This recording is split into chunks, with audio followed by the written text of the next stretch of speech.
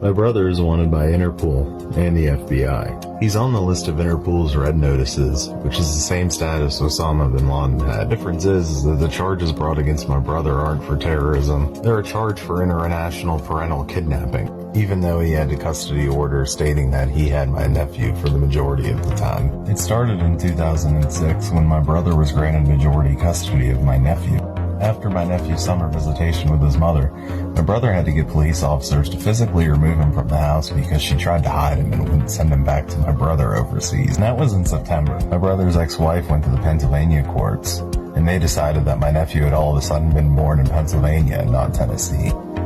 She said that he was missing and that my brother had kidnapped him, and that she had no idea where he was, and had contact with my nephew through phone calls and letters, even though my brother provided all of the travel documentation to his attorney, who then in turn provided it to the courts. It stated that my brother had missed a court hearing, even though his attorneys were present to represent him. He was traveling overseas for work at the time. This led to my nephew being put on the Center for Missing and Exploited Children's website, stating that he was missing, even though the judge, attorneys, and the FBI and his mother knew where my nephew was at.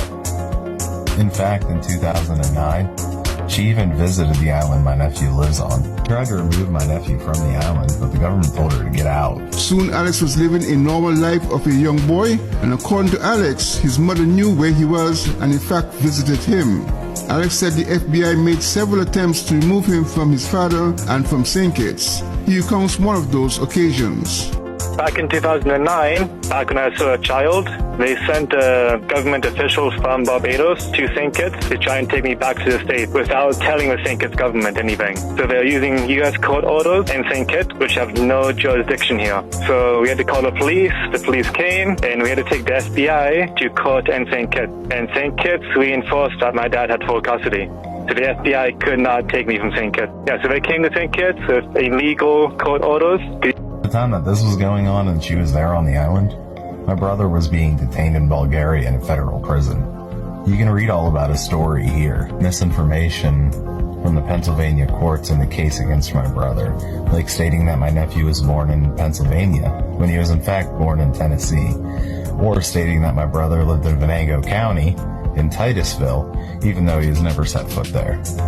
My nephew is a year younger than I am, and will be turning 26 this year, but he's still on their list, even though he is clearly not missing.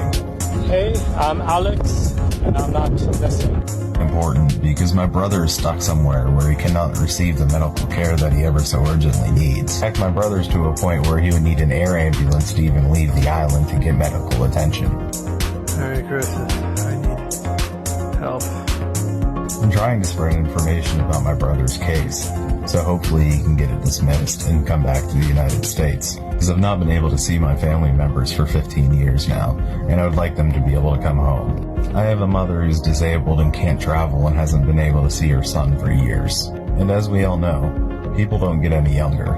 Now almost 27, and haven't visited with my family on American soil since I was 11. Please check out the page, as I will be trying to provide updates on my brother's story and spread information as I possibly can.